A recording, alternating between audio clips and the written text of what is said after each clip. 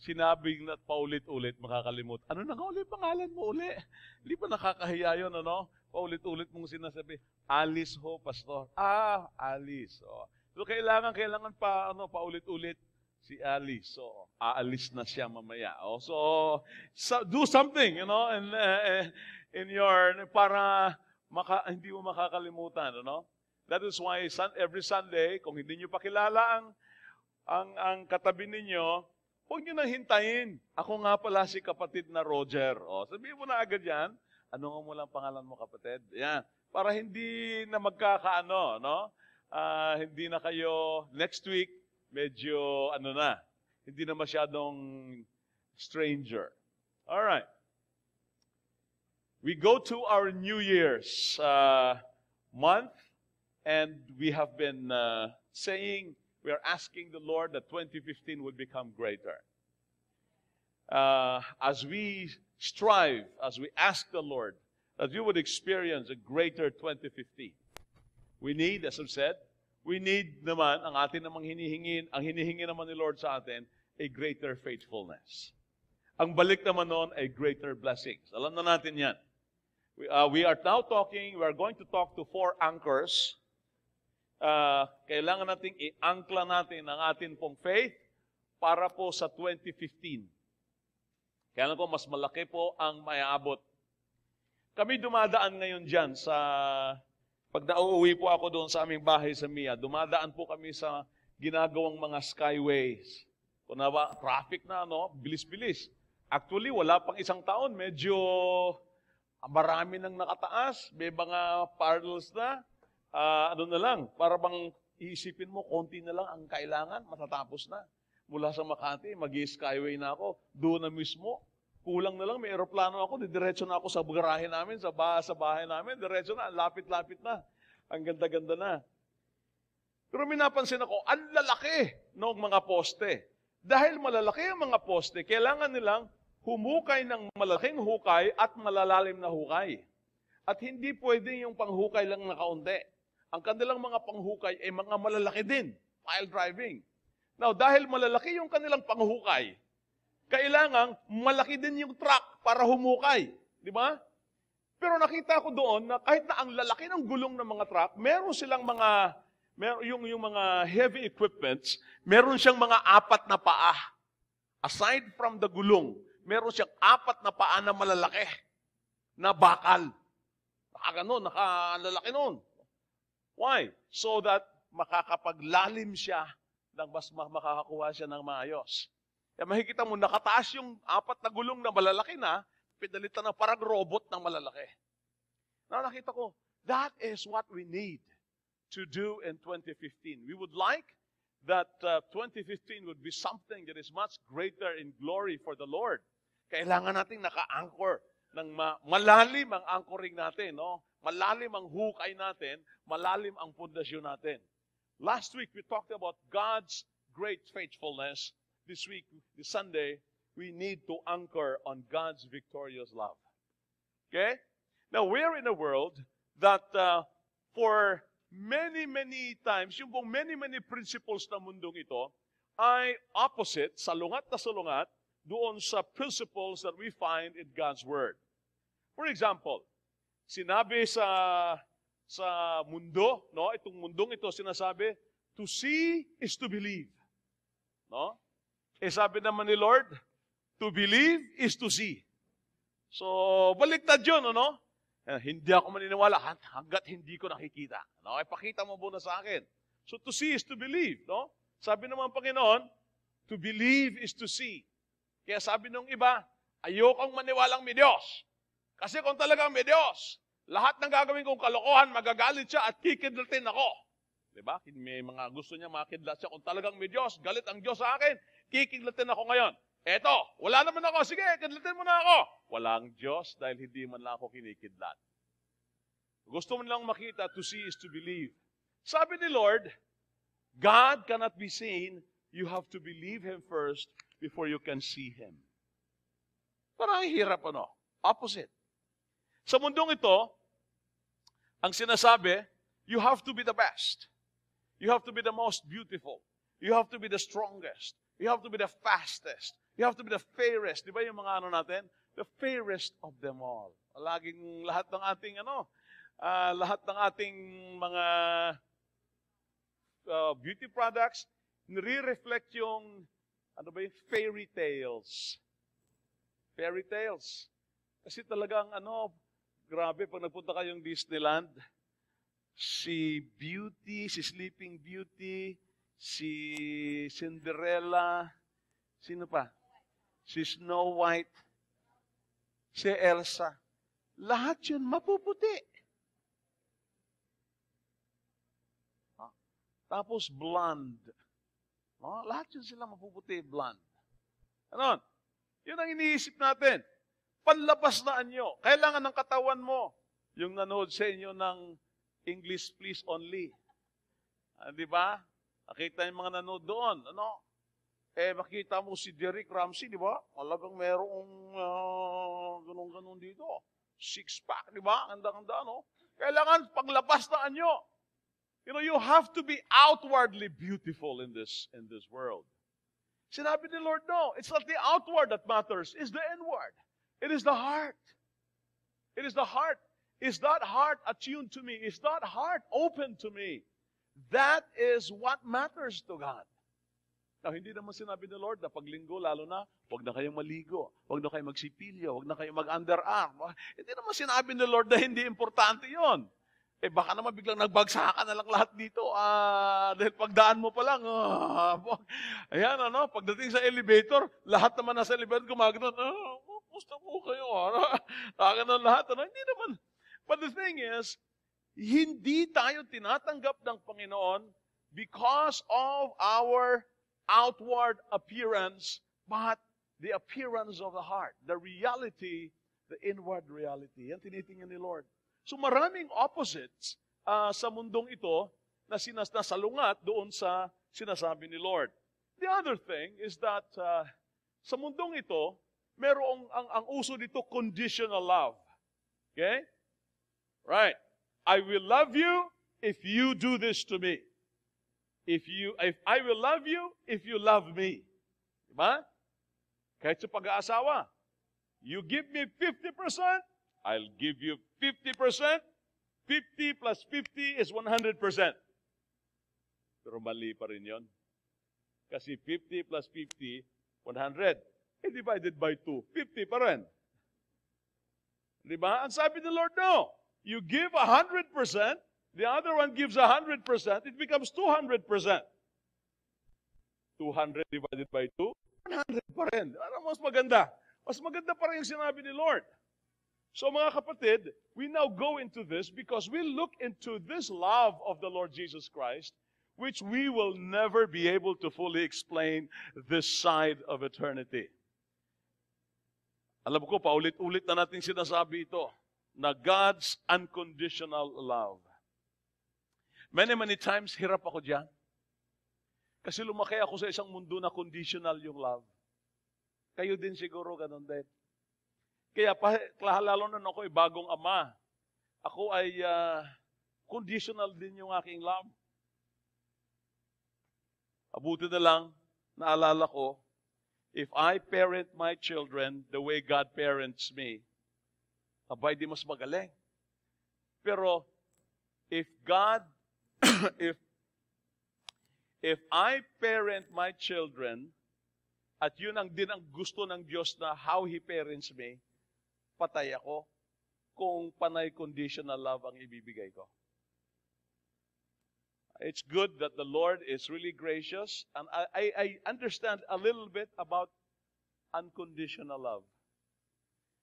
And that is what we're going to look into this today. Alam ko po, nabigyan na itong sermon na ito, pero itong sermon, hindi naman, sa passage na ito, ito yung passage na hindi mo mauubos. Punong-puno. And so we would look into this, and as a result, ang hinihingi ni Lord sa atin, as a result of this great unconditional love, ano dapat ang ibibigay natin? Ano ang ibibigay natin? So, Romans 8, excuse me. Romans 8 is actually a great passage in understanding how to live by the Holy Spirit. And next month, yun po ang ating tutunghayan. Tutunghayan and living by the Spirit. Pero ito yung yung end noong chapter 8. Bago simulan natin ang chapter 8, tingnan muna natin yung dulo. Hopefully, we will be able to understand it better that way. No? So sabi ni Apostle Paul, and we know,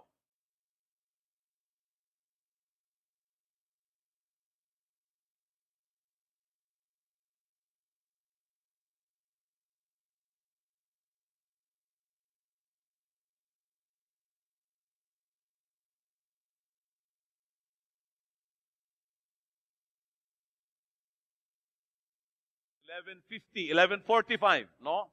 Sa akin, 10:45 in the morning in the Philippines. Alam ko yun. Sinong hindi naniniwala doon? So it's something that, yung bang, kumbaga, it's already evident. Alam mo na. So ito yung sinabi ni Apostle Paul. And we know that in all things, God works for the good. Kanino? Good nino. Who's good? Of those who love Him. Now, how many of you loves the Lord Jesus Christ? Taas na kamay. Totoo ha? Hindi ako nagbibiro ha? Tingnan ng kamay. Tingnan mo ay katabi mo kung talagang loves the Lord Jesus Christ.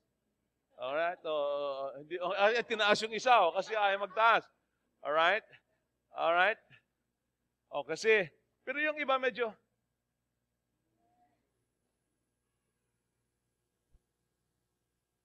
medyo, medyo, kasi may bumubulong agad sa'yo.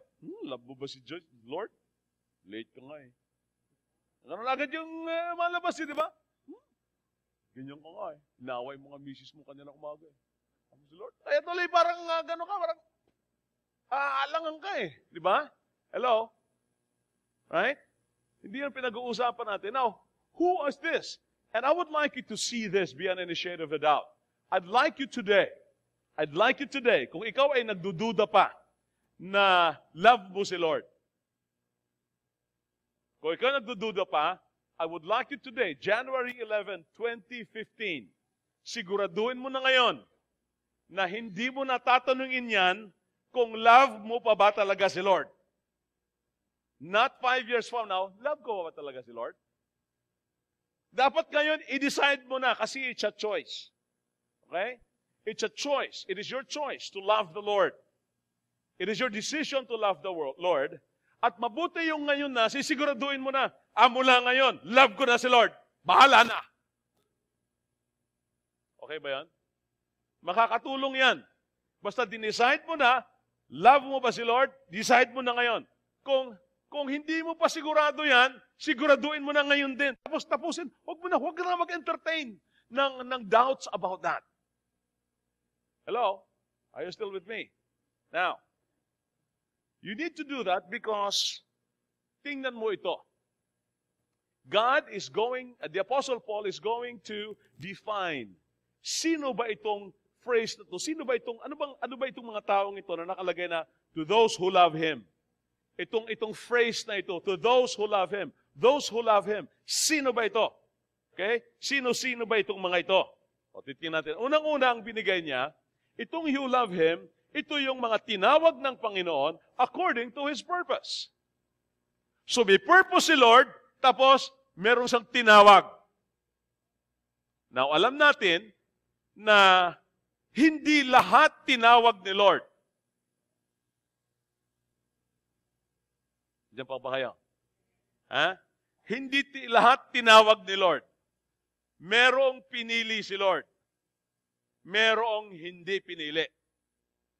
Hey, are you still with me? Now, ganito ang kailangan natin gawin.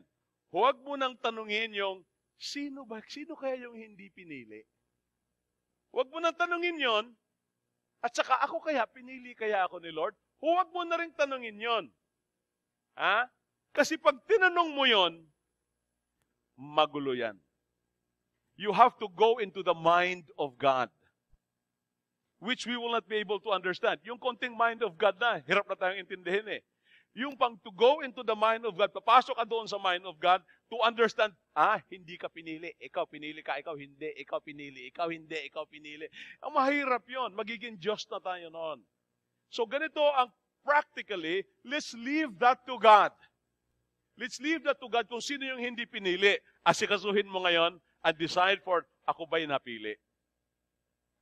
Okay? Now, titingnan natin, sapagkat siya mismo magsasabi dito, kung ano yung sino yung mga pinili ni Lord. Tatanungin mo na ngayon sarili, napili kaya ako? Alright? Are you still with me?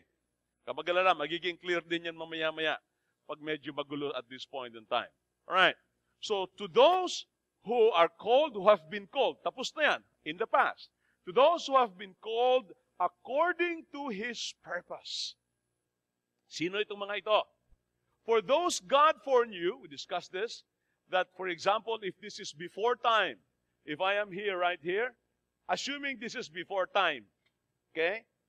Ibig sabihin ng before time, yung time as we know it in this creation. Alright? So, before time, hindi pa ginagawa ni Lord yung time, hindi pa niya ginagawa ang universe, meron na siyang bahay doon. Naniniwala ba kayo doon? Tawag doon, the Lord's heavens. Meron na siyang tirahan doon na hindi pa man niyang ginagawa ang universe, walang buwan, walang sun, walang stars, walang galaxy, walang Milky Way, nothing. Before He created all of those things, siya pa lang nandoon, plinano na niya ito, pero plano pa lang, wala pang actualization. No? Pero dahil Diyos siya, pwede niyang i-actualize yung hindi pa actual. Paano yan? Pwede ba yon? Pwede na bang i-actualize yung hindi pa actual? Makinig muna kayo sa akin kasi medyo to. For example, itong building na ito. Sabi halimbawa nung nagpagawa nito, ito ang gusto naming, hindi siya architect. So lahat ng gusto niyang mangyari sa building na ito, isasabihin niya sa architect and says, okay, I need a 5-story building. Okay? What do you want in this? Well, if there's a 5-story, you need an elevator. Okay, you put an elevator there. Well, what else? Well, you need this. How big is the lot? So ito drawing ng architect, tapos, okay, give me some ideas. So gagawa mga architects, ipipresent sa may-ari, sabihin ng may-ari, alright, make this way, change this, ito, add mo yan, ganyan. Alright, ganito. Babalik na naman yung architect, and then pagkatapos ng balik architect, ipapakita na, yan ang gusto ko. No?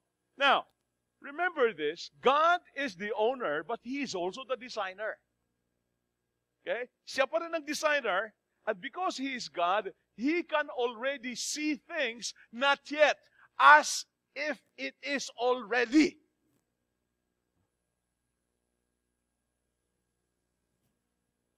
Hindi pa nangyayari, yun na. Ang galon, Ang galing ni Lord, Ganyan si Lord. He can see the things that are not yet, sabi ng Bible, as if it is already.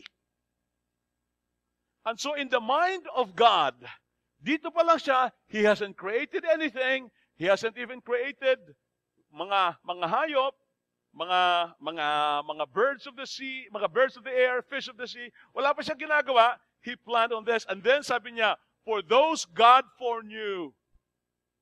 So God looking well advance into time, meron na siyang mga nakita na niya yung mga pinili niya. Right? And so, yung mga pinili niya, yung alam niyang maniniwala sa kanya, anong ginawa niya? Kasama na doon, foreknowledge and predestination goes hand in hand.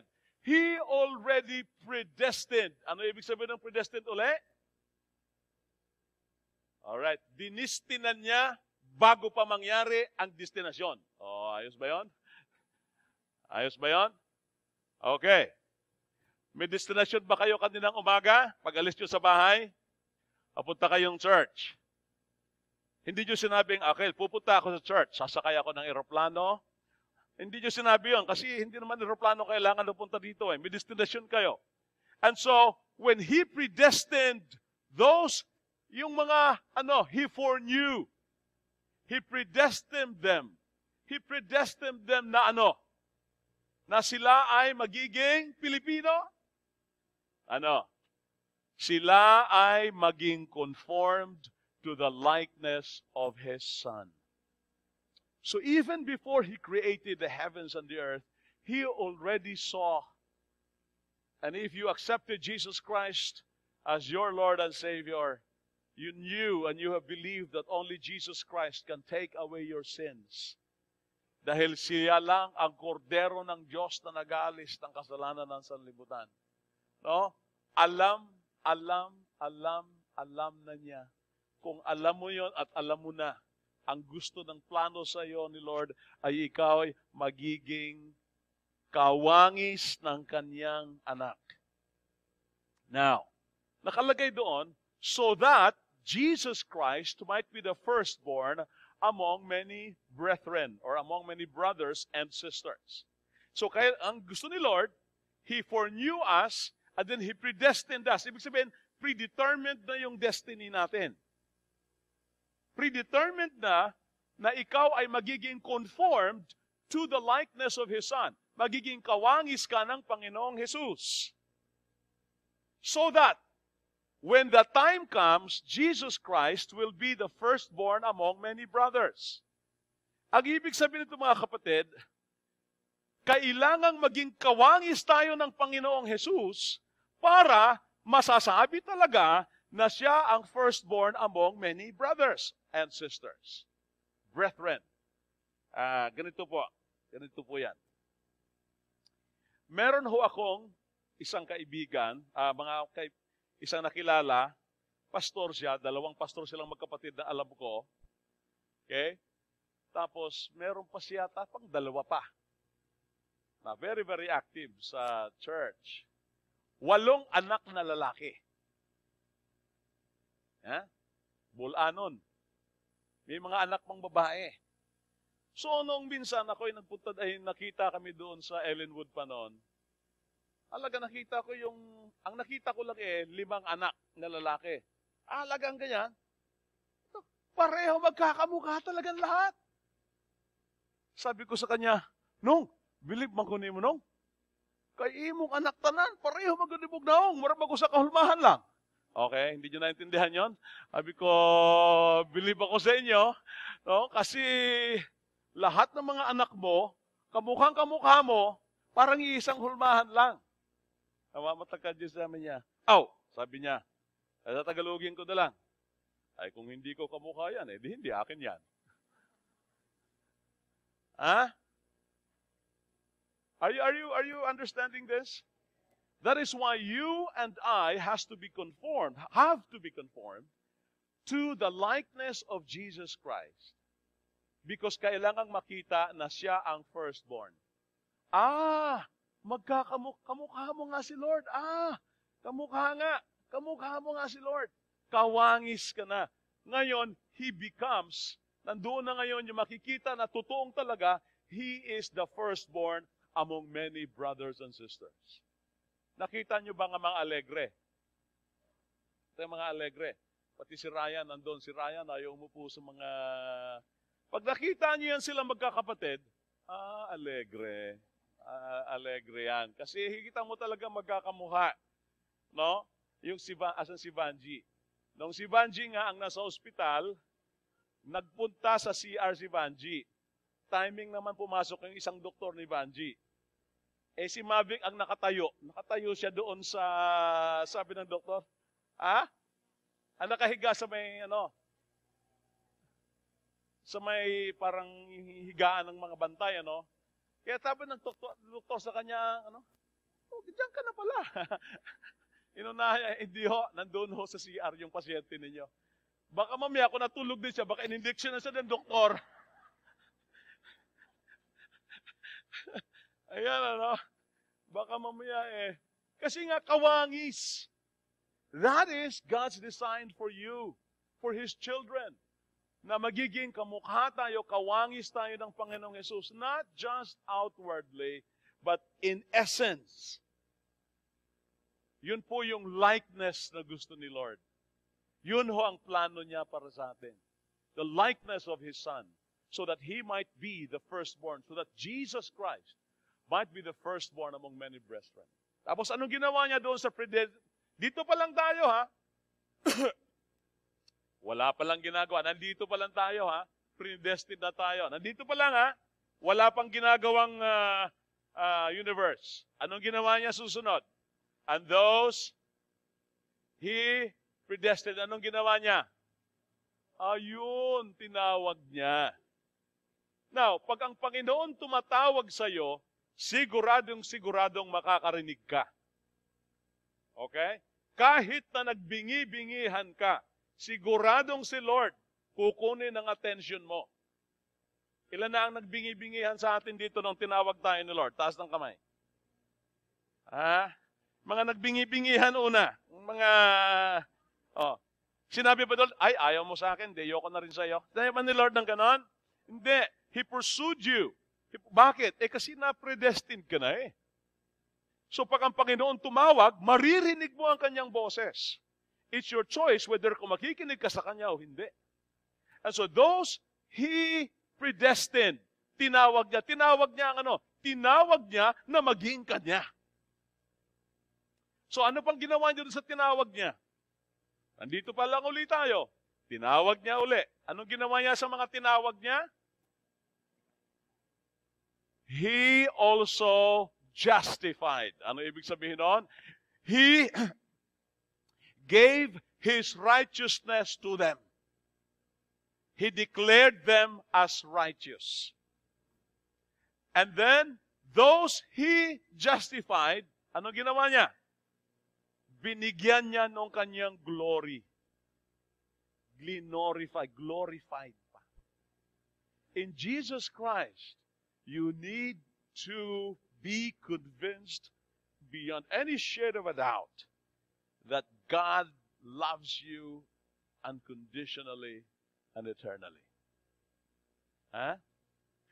Kaya kailan ngayon pa lang, tapusin mo na yan. Huwag na yung bukas, magano ka na naman? Siguro, hindi ako na-love ni Lord. Talagang love ni Lord ako. After a week, talagang hindi siguro ako love ni Lord. Ano ba naman yan, Biruin mo, ang asawa mo, mag-aasawa ka, tapos next month, convince ka, hindi ka na-love ng asawa mo. Tapos after 1 month, convince ka na naman na love ka na naman ng asawa mo. Tapos 3 months from then, hindi convince ka na naman na hindi ka alam ng asawa mo. Alam mo ang tawag sa'yo? Praning ka talaga. So you need to decide on that right now, that God loves you. And His love for you is not just an emotional kind of love. It includes that. But it is a willful and it is eternal. From eternity to eternity, tinapos na rito. He declared you righteous. He gave you His righteousness in Jesus Christ. And then He gave you His glory. He gave you His glory. He also glorified. So, ano dapat ang ating sasabihin? What then shall we say in response to this? Itong napakaganda. Anong response natin? If God is for us, dinagdagan pa. Alam mo, tapos na si Apostle Paul. If God is for us, who can be against us? Kung si Satanas nga, the most beautiful and the most powerful created being ng Panginoon, baliwala nga eh. Sinabi lang ni Lord sa kanya, tama na. Tapos.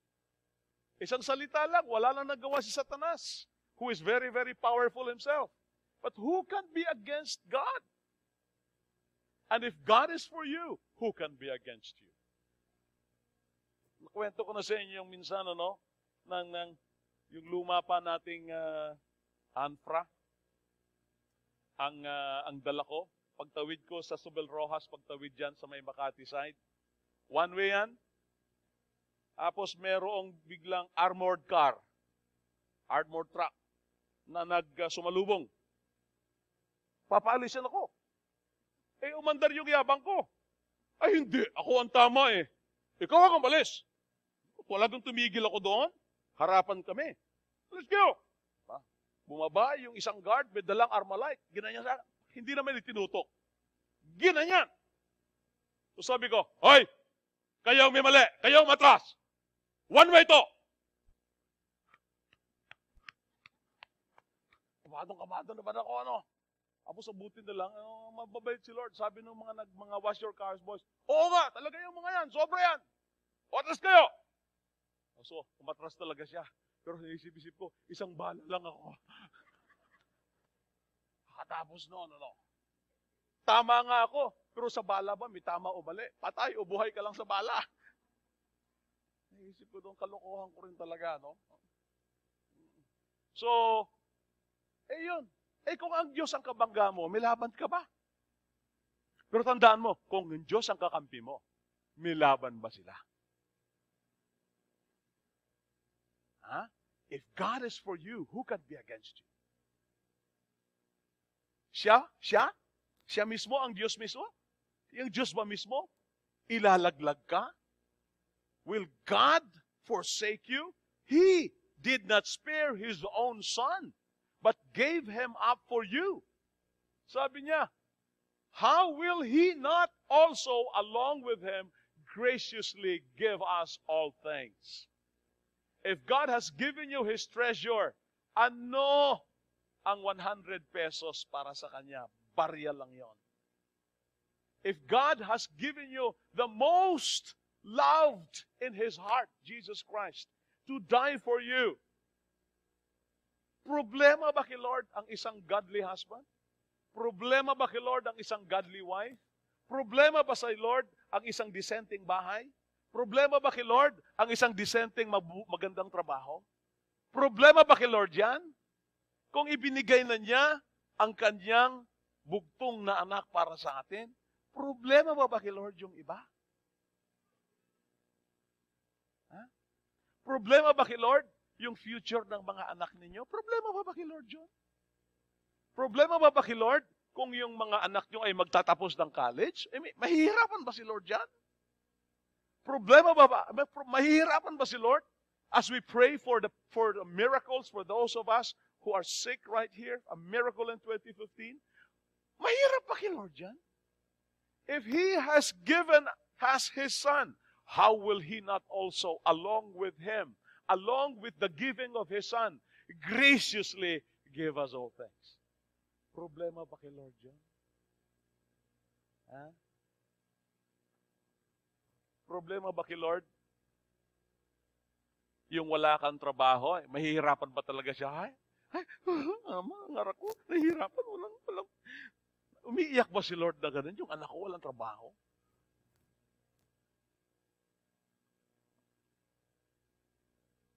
Barya lang yan kay Lord. How will He not also, along with them, graciously give us all things? And then, we shift to a scene in the courts of heaven.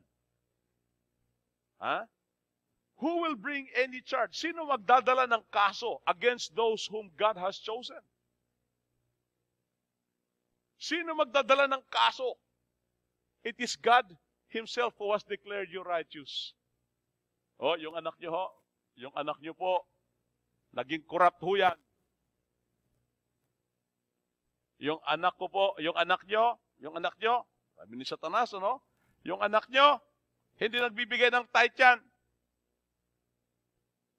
Yung anak nyo, yan kumaliwa yan. Yung anak nyo, yan sabi ni Lord, alam ko, pero bayad na. Declared righteous na. Satan cannot even bring that to God. Because why? God has already justified you, declared you righteous. Ano ba? Who is He that condemns? Si God ba magko-condemn? Si Christ ba magko-condemn? Hindi. Si Christ mismo, who died, more than that, who was raised to life, and is at the right hand of the Father, is your defense attorney. O yung mga attorney dito, sino ba may mga attorney ba tayo dito? Alam ko, may gustong mag-law dito sa atin. Asan ba si Teacher Ken? Alright? Law. Si Rara. Dito si Rara. Yan. May defense attorney ka. Sinong defense attorney mo? Hindi lang si Fortune ang defense attorney mo. Mas mabigat kay Fortune yan. Christ Himself is your defense attorney. May lalaban pa ba riyan? Malalaban pa ba riyan? Alright. Who shall separate us from the love of Christ? Shall trouble, or hardship, or persecution, or famine, or nakedness, or danger, or sword?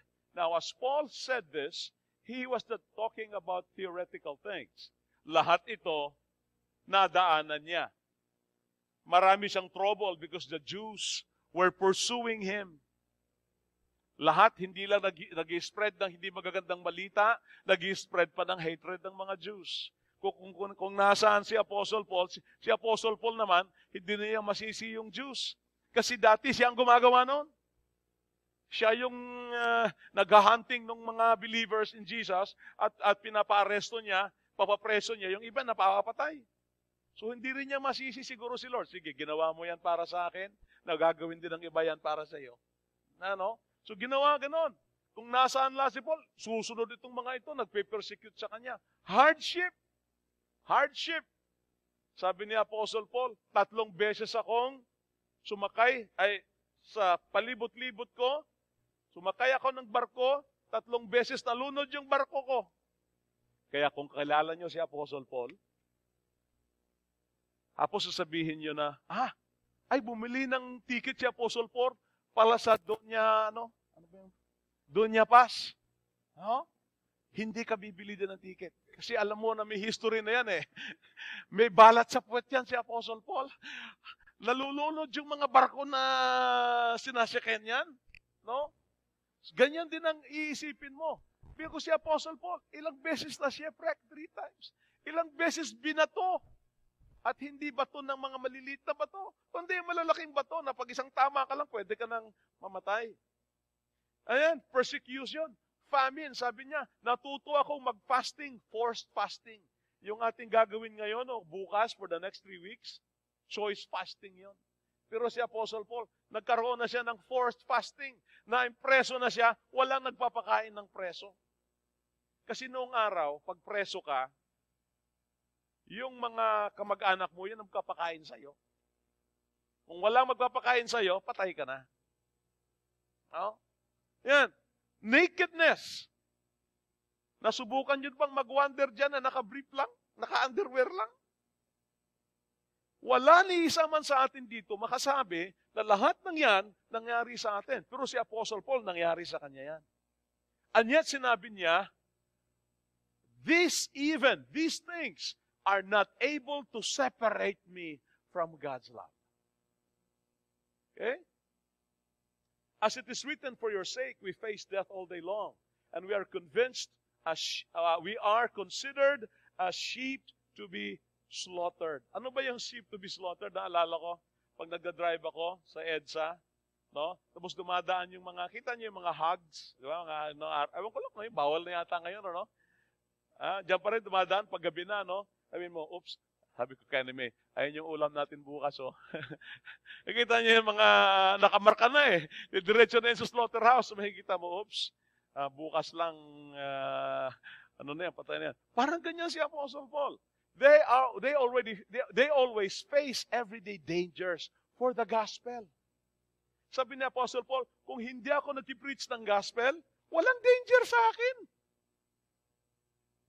But I'm preaching the gospel. I'm representing God Himself, and therefore there's a lot of dangers. And we are like, sabihin na natin ngayon, parang mga baboy na dadali na sa slaughterhouse. Parang mga manok na i-dress na sila. Okay? So sabi niya, not even these things can separate us from the love of God. And now I would like you, sige, siya na mismo ang sumagot sa kanyang tanong. Basahin nyo nga ho ng galing sa puso. Sabihin nyo nga, go.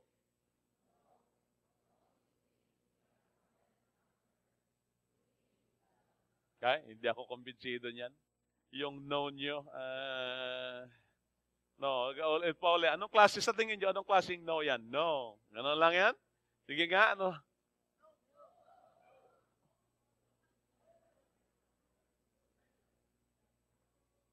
No.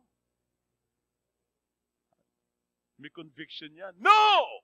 In all these things, we are more than conquerors through Him who loved us. The word conquerors right here reflects Sinong naka-Nike dyan? Yung tunay ha, hindi yung first class na fake. May mga first class na fake eh. Di ba? Yung Nike na yan, it's a goddess of victory. But Paul uses that kasi itong word na ito, kaya may pangalan na Nicanor, Nikaios. Itong mga ito yung mga binibigay sa mga generals na mga victorious. Sabihin ng emperor, yung dyan sa Rome na yan, dyan sa Jerusalem na yan, maraming rebelde. Titus, go there. Okay? So, si General Titus, siya ngayon ang gumupo ng mga rebelding mga Jews. Pagbalik niya doon sa Rome, he is given a title as a conqueror. Sabi ni Apostle Paul, hindi mo na kailangang tumalo ng mga armies. In Jesus Christ, you are already more than conquerors. Okay? We're more than conquerors through Him who loved us. And then He says, for I am convinced. Sige nga, sabay-sabay uli. Lagyan nyo naman ng feelings yung basa ninyo. Okay, ready, go.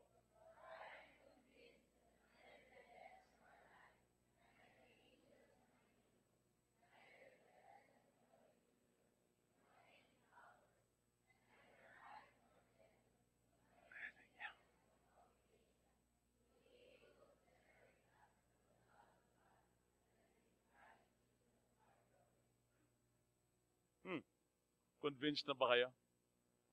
Convinced na ba kayo na mahal kayo ni Lord? Convinced? Now, mahal niyo ba si Lord? Convinced na rin ba kayo? Mahal niyo ba si Lord? You know, ano dapat ang sukli natin dito? Okay? Then, gagamitin natin itong another anchor. Of the 4 anchors in 2015, Christ's great faithfulness, God's great faithfulness, God's victorious eternal love is the second anchor. Meron pang 2 anchors on Sunday and then next Sunday of January. Huwag kayong absent. All right, so let's just recap this and summarize this. Number 1. God loves you greatly. He orchestrates all for your benefit so that you can become like Jesus. Okay? Halatang-halata ko yung mga yung mga 50s and above. At saka yung papuntang 50s. Alam niyo ginagawa nila? Gumagawa sila ng notes. Sinusulat nila sa kanilang notebook. Yung mga bata, sinusulat nila sa kanilang iPad. O kaya, yung pinakamagaling, kukuha na lang ng picture. Ayan. Oy, hindi ko minamatay yung yung pagsusulat Hindi ko minamatay yan. Pinapakita ko lang sa inyo yung difference ng generations. Okay? He orchestrates all for your benefit. What are you experiencing right now? Hindi mo gusto ang trabaho mo? Sa tingin mo, hindi ka vina-value ng iyong boss? Ask the Lord, Lord, do I stay here 1 more year? Sabihin mo kay Lord yan, tanungin mo si Lord. Kung ni Lord yan, sabihin ng Lord, diyan ka muna anak, hindi ka muna alis. Bakit Lord? Sabihin ni Lord sa'yo, itong gusto kong mangyari. Diyan ka lang muna. The year you spend here in practicing patience and trust is much more than. Gagamitin mo ito later. Okay? He orchestrates all for your benefit so you can become like Jesus. He'll orchestrate. Ino-orchestrate ni Lord yan. Okay? Pangalawa, God loves you greatly. He is for you. He is not against you and will never be against you. He is for you. You are completely secure in Him. Hindi siya magbabago, hindi siya babalik sa kanyang salita. His for you. You are completely secure. Okay? Kung anong sinimulan niya, tatapusin niya. Number 3, God loves you greatly. He freely gave you His Son. Yeah, alam na naman natin yan. Pero tandaan niyo po, hindi lang po yung pagkamatay ng Panginoong Jesus ang value ni Jesus sa atin. Kundi dahil nabuhay siyang maguli, His resurrection life is yours as well. At hindi lang siya nabuhay na maguli, He is now seated at the right hand of the Father, so yung kanyang divine power is yours as well. Di ba? Pakaganda nun? So God gave freely His Son for you and for me. Kaya, there's no way. Sige, tama na po yan. Number 4, He freely gives everything else for you.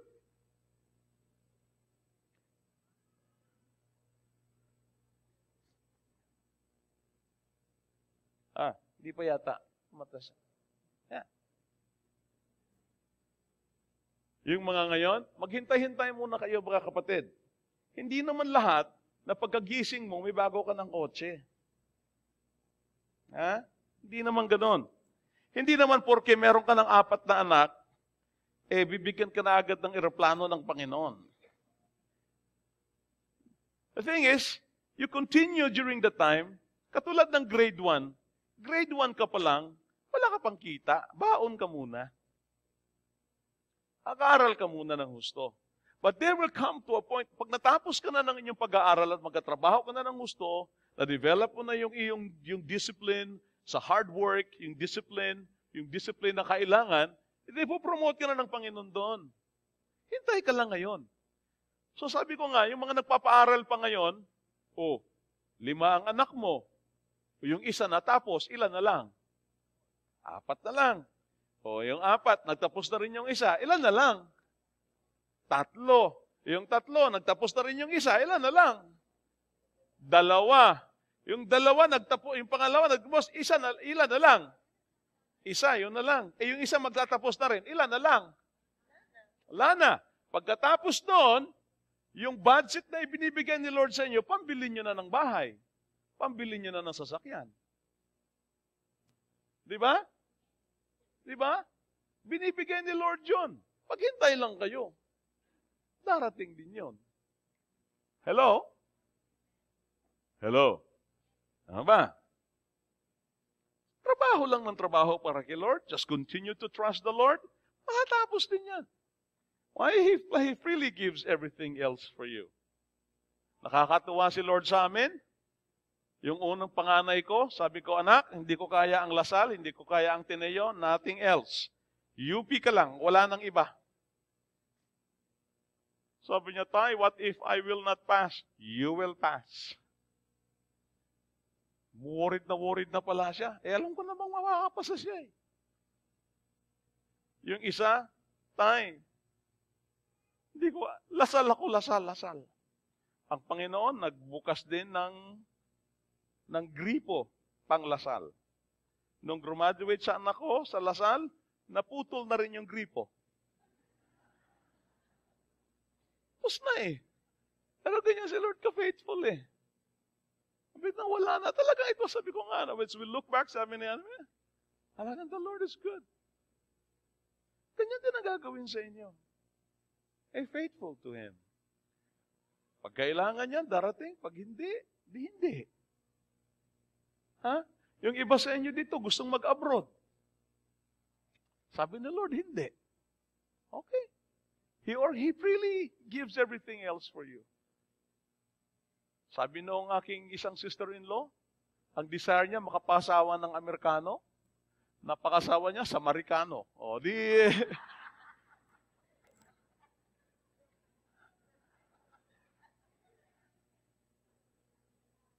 She's very, very happy woman, you know. They are in Australia. Yung anak kanya nandito last week. God is gracious. Yung iba sa inyo, gustong maging doktor.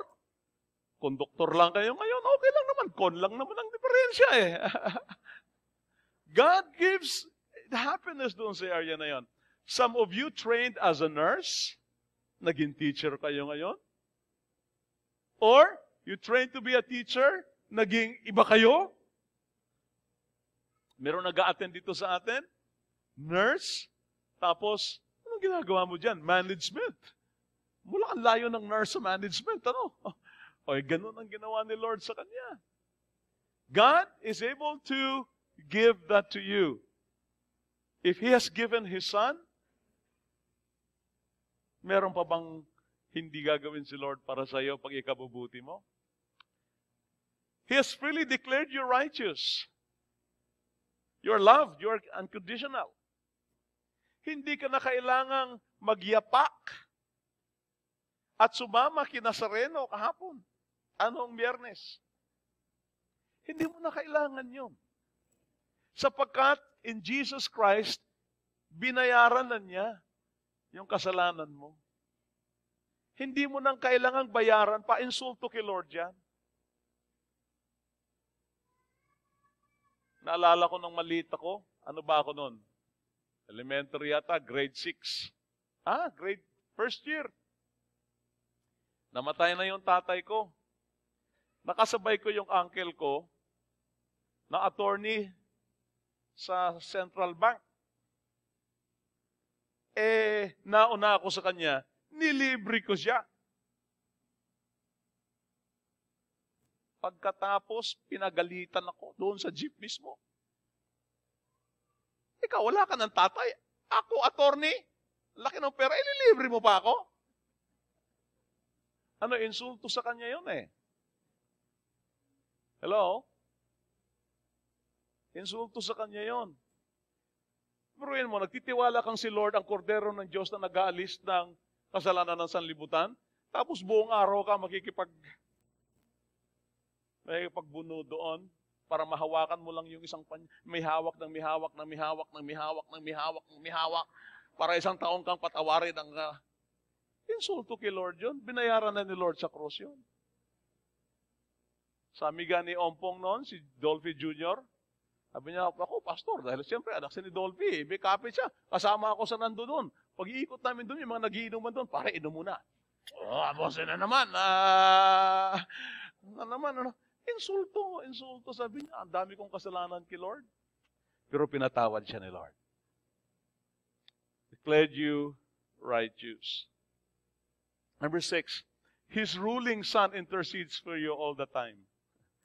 Kung hindi nyo naiisip yan, kapatid, isipin nyo na ngayon. He intercedes for you all the time. Jesus Christ is seated as King of Kings and Lord of Lords. At the right hand of the Father. Yun yung, He has given all authority given on earth. And He is the one interceding for you. Interceding for me. Kaya nakakatuwa yan, mga kapatid. His ruling Son intercedes for you all the time. Even though during many, many times you are filled with doubt, you are filled with, minsan rebellious tayo, hindi tayo sumusunod kay Lord, the Son, the Lord Jesus Christ, keeps on interceding for you. Nandoon yung intercession niya, tuloy-tuloy. 25:8. Hindi lang 24/7, 25:8 pa. Okay? And lastly, nothing and no one can ever separate you from His love. Loves you greatly. Nothing. No one can ever separate you from His love. As a result, mga kapatid, ano isusukli natin dito? Napaka. Do you agree that this is so great? Do you agree? One time I was siyempre alam mo na ito, no? But when I was a seminar, remember, we went through Romans, and I was looking at this, and I was preparing, I was reading this, iyak ako nang iyak. Sabi ko, sapagkat noon ko lang na-understand better how God loves me. Iyak ako nang iyak. Oh Lord, sorry po, hindi ako naniniwala sa inyo. Sorry po. Talaga palang love niyo ako. I just cried on this Romans na ito. Understand that nothing and no one can ever separate me from His love. Anong sukli nito? Paano sukli nito? You have a choice. You either can live a life of a spoiled brat. Spoiled brat. spoiled brat. Alam ko na agad kung sino yung mga spoiled brat. Pagkatapos kumain, tanghalian, iiwan lang yung yung plato doon at saka tinidor at saka lahat-lahat na nandun. Iiwan lang. Bakit? Merong magliligpit. Spoiled brat. You can either live that way. Or, the other one is you can respond positively. And then you can say, Lord, because of this, I'm going to offer my life as a living sacrifice. That is in Romans 12:1. In view of all these mercies, nakatanggap ka ng mga masasamang tingin, masasamang salita, hindi ka binigyan ng gift ng Pasko, binigyan mo sila, tapos walang binigay sa iyo. Ayan, pray for these people. Forgive, no? Wednesday, pray for the people you love. Yeah, merong mga suggestions dito, sundin nyo na lang. Pero ang pinaka-major commitment dito, alam kong major commitment karamihan dito, is that you will have to take away, to sacrifice 1 hour of your TV time or your internet time. Facebook time. In the evening. Binigay naman ni Lord sa atin lahat. Yung ba namang 1 oras sa gabi, hindi pa natin may bibigay kay Lord. Meron po akong isang, para siyang cartoons talaga, nakakatawa. A man or woman can live 30 days without food, parang 7 days without water, parang gano'n, or 15 days without water, something like that. But 2 hours without internet. Pagkatapos pag walang internet for 2 hours, wala na, mamamatay na, atakihin na sa puso eh. Eventually, I would like you to scrap TV in the evening. Spend that with your children. Spend that with your husband, with your wife. But 1 oras muna. Mahal ba kayo ni Lord? Kaya nyo bang ibigay ang 1 hour para kay Lord sa gabi? Now, para naman hindi masyadong mabigat, yung ano ba yung paborito nyo sa GMA pag alas 7:30? Isa lang. Ilagay nyo lang 8:30 to 9:30 yun. Kapamilya kayo, ano ba yung nandun? Tanggalin nyo lang yun. Kapamilya kayo na Lord. Kapuso kayo ni Jesus. Ano pa? Kapatid kayo ng Panginoong Jesus. Alright? 1 oras na lang yun. For 21 days, 1 oras. Itabi niyo yun. 8:30 to 9:30 or 9 to 10. Sa akin ay 10 to 10:30 to 11. And 10 to 11 yun sa akin. Basta either 9:30 to 10:30 or 10 to 11 yun sa akin lalagay. And then, nakalagay doon, magbabasa ako, and then magtatanong ako, look upward. Lord, ano ang sinasabi mo dito sa akin? Sabi ni Lord, ay, nako, makinig ka sa akin. Tigil mo muna yung Facebook. Ayan, sabihin ni Lord yan, ito, tawagan mo yung kapatid mo na matagal nang tumatawag sa iyo, hindi mo man lang nakakausap. Sasabihin ni Lord sa iyo, you listen to God's voice. And I'm sure that in 21 days, there will be a lot of revelations in here. Isusulat nyo, kumuha kayo ng inyong, journal. Isusulat nyo yun doon. Ako, pipilitin kami mga lalaki, parusa sa amin yan. Kasi sa amin, yung isang sentence ng misis ko, sa akin, 1 word lang, pwede na. Yung mga ganong klase sa mga babae, kompleto yan. Ganda, Sa amin, ayos na yun. Isang keyword lang. So, but I need to do that as well. All right? And then, let's listen to what God is going to tell us in terms of, sasabihin niya for our goals. Specifically, itong gusto kong hilingin sa inyo. In 2015, di ba, ito yung hinihingi natin? Pero meron pang isa. Ito yung naset na, pero as I've said, this is our floor. Hindi ceiling ito. Ito yung minimum. But here,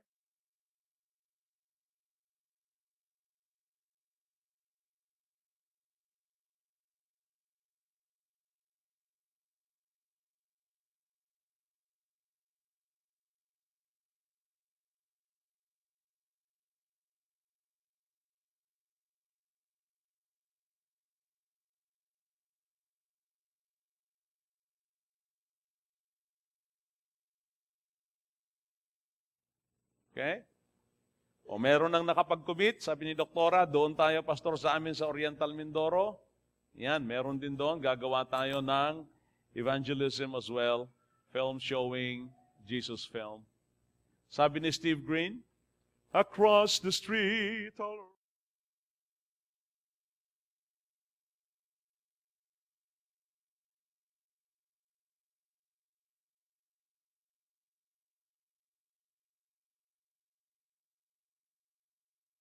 parang sinasabi ni Lord, yung katapat lang namin.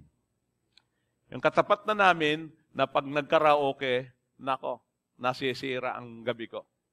Kasi mga wala sa tono. Yun ang sinabi ni Lord, yun ang mission field ko. Okay, gawa kayo doon. It will across the street or around the Philippines. Alright? So sabihin nyo ngayon yan, and pag may sinabi na si Lord sa iyo, isasama na natin yan. Kaya ako ginawang blanco yan kasi I have a number. Ayoko mo na sabihin sa inyo, but I have a number in my own. Tingnan lang natin kung magtatagpo ba natin yung number na nasa puso ko at saka mga number na sasabihin niyo. Ha? Alright. So, titingnan natin ito. And so I would like to stand right now. Please stand. Because the declaration of God's love for you needs a response. Okay. Do you love the Lord? Do you love the Lord? When Jesus asked the Apostle Peter 3 times, Peter, do you love me? And Peter said, yes, Lord. Sinabi uli ni Lord, Peter, do you love me? Sabi niya, yes, Lord. Every time na magtanong ang Panginoon, Peter, do you love me? Ang sagot ni Lord sa kanya, sabi niya, yes, Lord. Sagot ni ni Lord sa kanya, feed my lambs. Feed my sheep. That's the way to return God's love. To feed His lamb. So, kailangan yung mag-feed, kapatid. Ha? May mga fini-feed ba kayo? You need to open your homes, as I've said. May mga 8 yata, o 7 o 8, na nag-signify yung kanilang homes, ibibigay nila kay Lord. O kaya yung mag-start sila sa office. May narinig ako kahapon na 2 sila, pag i-start ng OBBS sa kanilang office. Wow! Praise the Lord yun ah. Okay? So, open your homes. Feed the Lord's lambs. It could be physical, feeding ka. Love builders, ginagamit natin yan. Magbibigay ng pagkain para sa Sunday school natin, sa baba. Physical feeding, but more importantly, spiritual feeding. Feed somebody. Sino magko-commit? Lord, I will feed somebody this year. Eh, ha? Sabi ni Lord, do you love me? Feed my sheep. Oh, sinong i-feed ninyo? Ha? Sinong i-feed ninyo? Come on, sagutin nyo. Sinong i-feed? O, tanungin mo yung katabi mo. Sino bang i-feed mo, kapatid? I guess, sino bang i-feed mo? Ha? Mga seniors daw. May nakarinig ako rin mga, very good. Okay, i-feed ninyo. Feed. Okay? As a result, as a consequence of God's great love for me, I will commit to do this, to feed. Bahala na kayo kung ano. Father, thank you again for your word. And thank you, Lord, that our end is already secure. It's a settled question already. We will not worry about our end because our responsibility to you now is to glorify you. Lord, in 2015, may we glorify you as a church in a greater manner. Glorify you. I pray, Father, for hearts more attuned to you, especially the hearts of the leadership of this church. I pray, Father, that through the hearts and through the families and through the homes and to the small groups that will be offered to you, many people will be fed your word. And thus we will be able to show that we love you as we feed your sheep and your lambs. Grant, O Lord, that at Christ Gospel Fellowship Ministries, there will be a lot of people who will feed. And so that in 2015, indeed, we will level up our commitment and our service to you. Bless now these commitments, Father, in Jesus' name. Amen and amen.